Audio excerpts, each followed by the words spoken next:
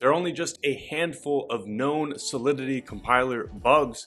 However, being familiar with these can give you the ability to spot bugs and vulnerabilities that seem simply incomprehensible to others. So that's exactly why in this video we're going to dive deep into a known Solidity compiler bug and see exactly how it can present itself as a vulnerability in a system. And along the way, as a byproduct, of course, we're going to get a little bit more familiar with how things are stored in storage, and more particularly how dynamic bytes objects are stored in storage. Okay, but before we dive in and get started here, of course, my name is Owen, and over a year and a half ago, I founded Guardian Audits, and ever since then, we've uncovered dozens and dozens and dozens of critical and high vulnerabilities with easily over 1,000 hours at least spent smart contract auditing personally. And of course, my goal with all of these videos that I put out, and especially this one, is to take everything that I've learned and distill it down into really digestible information so that you can ultimately become a much better blockchain developer, security engineer, whatever it is you're looking to be in a fraction of the time. And of course, if that's something that is interesting to you, if that's something that would help you out on your journey, then go ahead and subscribe for more of these videos and more of this coming your way. All right, so with all of that out of the way, let us now dive into this Solidity compiler bug.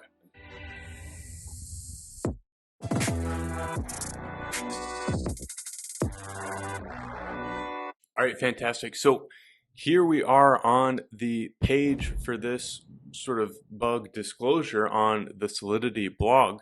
And we can see the title of the compiler bug that we're diving into today is a bug when copying dirty bytes arrays to storage. So let's see, exactly what this is, and then we can begin to sort of pick it apart and understand it ourselves. So the first description here listed is this is sort of pertaining to most instances of copying bytes arrays from memory or call data to storage can be affected in the sense that they may write dirty values. Those dirty values in storage only become visible if there are empty dot pushes to the bytes array.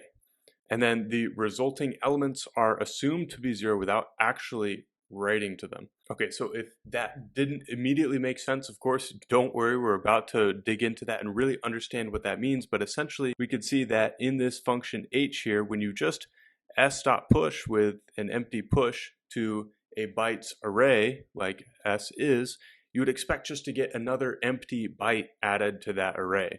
But in the case of this bug, what they're saying is essentially, due to some other things that we will understand in a second, that empty byte array is that push is actually not going to add empty bytes to this array. It's going to add a byte of potentially some dirty values. And there's a few different ways that this can be achieved. But before we understand exactly how all of these dirty bytes are, ending up in storage and then how they're actually getting written with the dot push, we need to just understand at a basic level, how are bytes arrays stored in storage in the first place, right? And then we can go from there and start to understand how these things get, basically corrupted with dirty bytes. So first of all, I have a system here that we've created. It is somewhat contrived, and we'll see exactly why it is the way that it is in a few minutes here. But first of all, the system here is really just a single contract that has a bytes current code variable, and then this is just a function to set the referral code. So this is a really odd setup, of course, but it is contrived to explicate this exact compiler bug as best as possible. So we can see in this set referral code function, there's really only three things that we're doing here.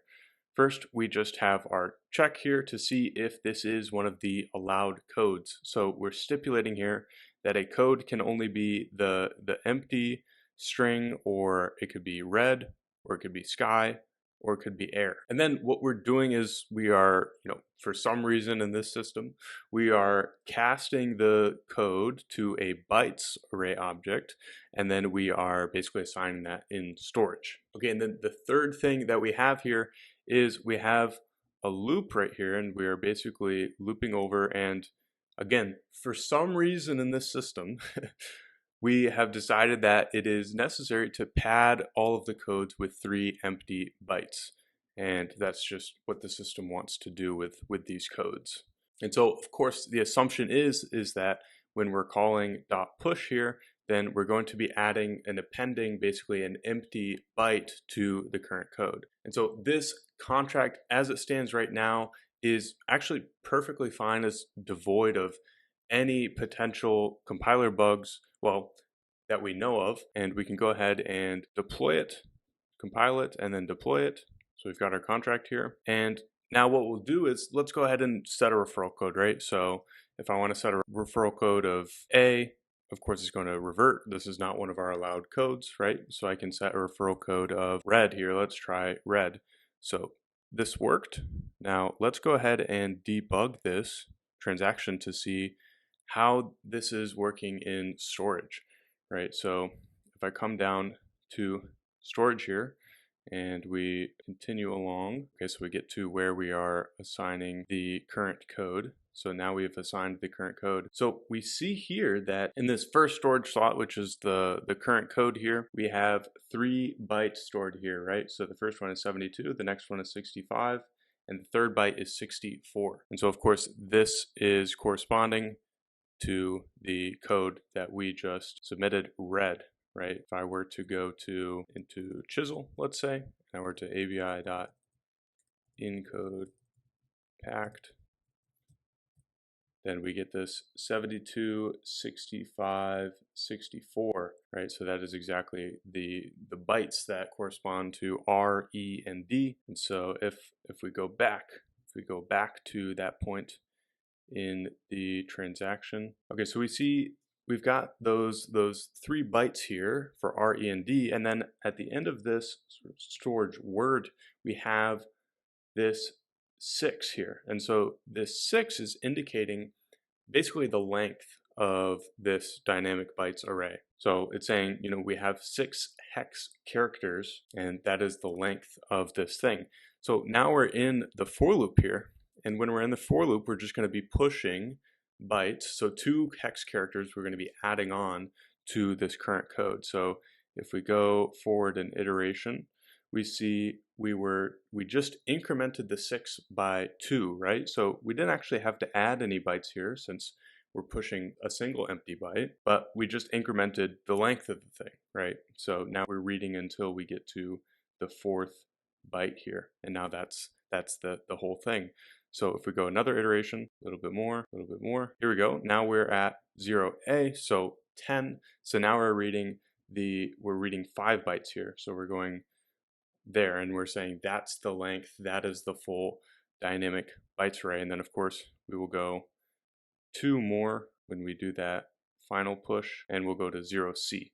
And so now that is the full R, E, and D bytes plus 3 empty bytes, which is what we've gotten from this dot push here. So this is all good and fine. This is perfectly working Solidity code. And like I said, there are no bugs here, but it's important to remember exactly how this is working when we actually inspect our Solidity bug here in a second. So we'll make some modifications here to actually get to see this compiler bug. First of all, we're going to go back in time, and we're going to go to the 7.0 compiler, and I'm going to change my compiler here to 7.0, and then I can actually remove that. We don't need that. And now let's go ahead and we're going to add, again, for the sake of this system just being absolutely contrived, we're going to add a uint array. The purpose of this uint array is solely so that this system can be exploitable. And that's the feature that this adds. So of course, very contrived, but we'll see exactly what this enables us to do to sort of exploit the system in just a second. And of course, this will have to be in memory. And it is actually key that we're making it in memory here. This is key to have in memory, not in call data, so that we can actually see this compiler bug come to the surface. So first of all, what we'll do is let us get rid of this old version, and we will deploy a new one. Let me just make sure I've compiled that and deployed exactly the latest state. up-to-date one. So we're going to use an empty string here. That's one of our valid codes. And then what we're going to do is we're going to use this uint value, right? So what we'll see is we'll see exactly what this uint value is doing in a second, but basically this is an extremely large uint256 value, and the bytes here, the first 3 bytes are actually picked out extremely carefully, and we'll see exactly why in a second. But okay, so I'm going to now set the referral code. We're going to call this, and then let's go ahead and first what we'll do is let's query the current code. So if I just set this code, this was an empty string, right? It was allowed code. That's why it was able to get through. It's the empty hash here. So then the current code should be just the empty string, and then we should have just pushed 3 empty bytes to it, right? So if I now query the current code, it should just be 3 empty bytes. So it should just see 6 zeros. So let's see if that's what we get. And it's not 6 zeros, even though, there's really not much else going on here. We just have a require statement, an assignment, and a for loop with 3 iterations. So how on earth did we end up with 647279? Well, we'll notice here that those were exactly the bytes that I've chosen right here in this uint. So how the hell did the 3 bytes here get from this uint into our storage? We didn't even use this list. We didn't reference it at all. We've just, declared it as a parameter and passed in a value, and somehow the first 3 bytes of that value ended up in this bytes storage variable. So let's debug this and let's see exactly how this is happening. So we'll go ahead and let's see, I believe, let me just do that again. Okay, so we're going to debug this. Now let's find the storage. Okay, great. So here we are, and you can see now before I had to scroll quite a bit before we got this storage slot initially with a value in it. So now we already have a value in here, so let's see what's there. And here's exactly the Solidity Compiler bug, is that right here I have this is exactly what they're talking about with dirty bits. So this is the uint more or less that I provided, and the only difference here is, of course, that we have taken this, there's actually in my original uint, there's an extra 4-1 at the end, but now this has been replaced with the field for the length of the code.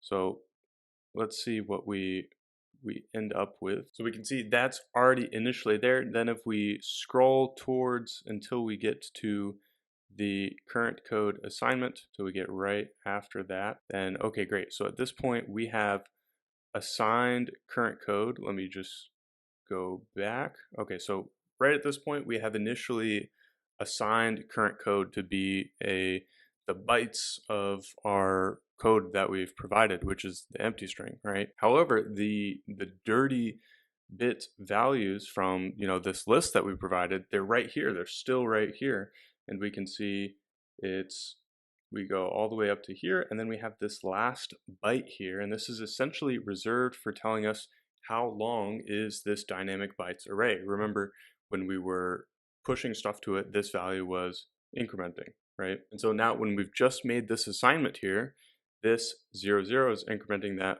Okay, well, we provided the empty string, so this, this bytes is going to be an empty bytes. So what we do is we just have set that to 0.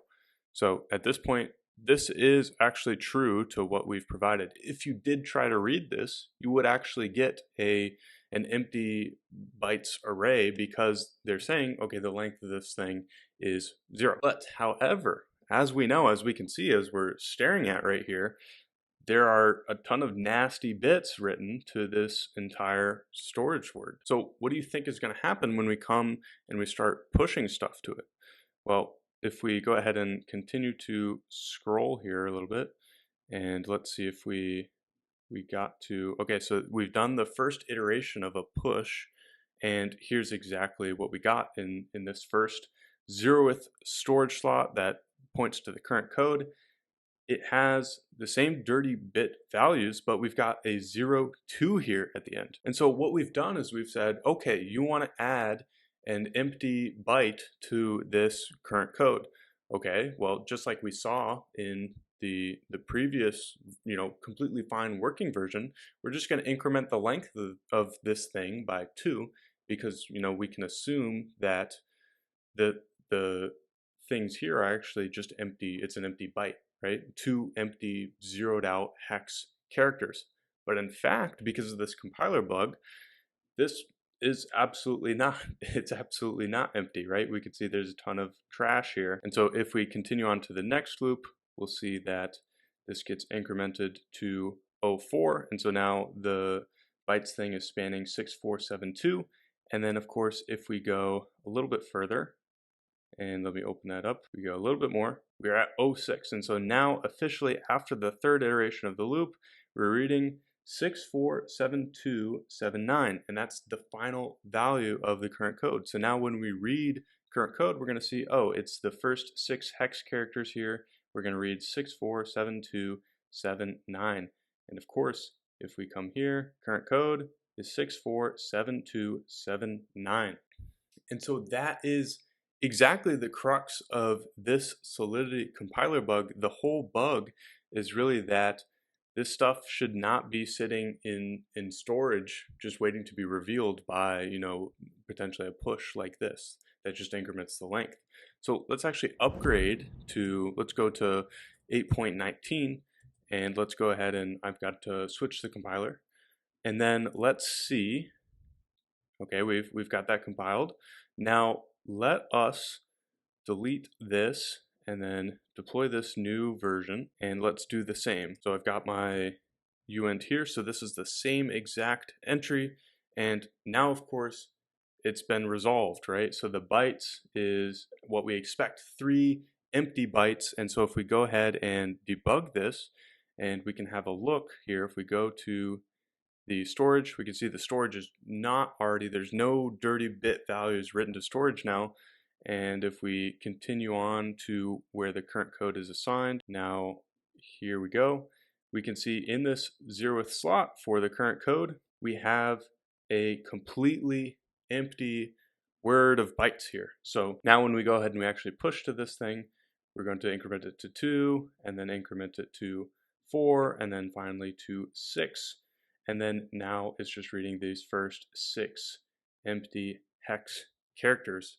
And so that is the resolution of the compiler bug, right? In Solidity version 8.19, we no longer have this compiler bug. So the takeaway here is, of course, if you see a contract using an earlier Solidity version, of course, go ahead and check out the Solidity blog and look for all of the different potential bugs here that have been released. Like we can see a bug like storage write removal bug on conditional early termination, things like this that apply to specific Solidity versions. And, of course, more commonly, the earlier Solidity versions, it's always advisable to use 8.19 or, whatever the most up-to-date Solidity version is, depending on what chain you're working on, and, stuff like this with the new push 0 opcode and stuff like that. But anyways, we can see this is a prime example of why we should always be using the latest, most up-to-date version of the Solidity compiler. And of course, as a sort of secondary takeaway, if you ever see a contract using this old version, if it's using 7.0 or something like that, and it has a empty push like this, potentially it might be vulnerable to some empty bits coming in from, some call data or something like that. All right, so that is all for this time. I really hope that you enjoyed this, and maybe you learned something new about storage and how dynamic byte arrays are stored. And I really hope that you got to understand this compiler bug at a deep level. Of course, if it didn't make 100% sense on the first run through, then just rewind it back, watch it again, take notes, take it slow, and try to work through, maybe go into Remix and play around with this yourself. And of course, last but not least, if you are on a team that is building a really sick DeFi application and you're breaking new ground, I want to know about your protocol. And in fact, I'll do a completely free first pass on your smart contracts and share the glaring vulnerabilities and things that I would fix before going into a smart contract audit when you apply for a quote with our team at guardianaudits.com/quote. And of course, if you know anybody looking for a smart contract audit, then go ahead and send them to guardianaudits.com/quote. Of course, if you're interested in learning more about Solidity security, Web3 security, and you want to connect with others who are looking to do the same from across the world, some of the top people in the community, and even get the opportunity to team up with others and collaborate to participate in team audits, where you get to audit a real code base, learn from others on your team, and even get rewarded for your findings, then go ahead and head over to lab.guardianaudits.com and fill out the application to join our amazing community of growing like-minded smart contract auditors. All right, fantastic. That is all for this time. I can't wait to see you in the next one.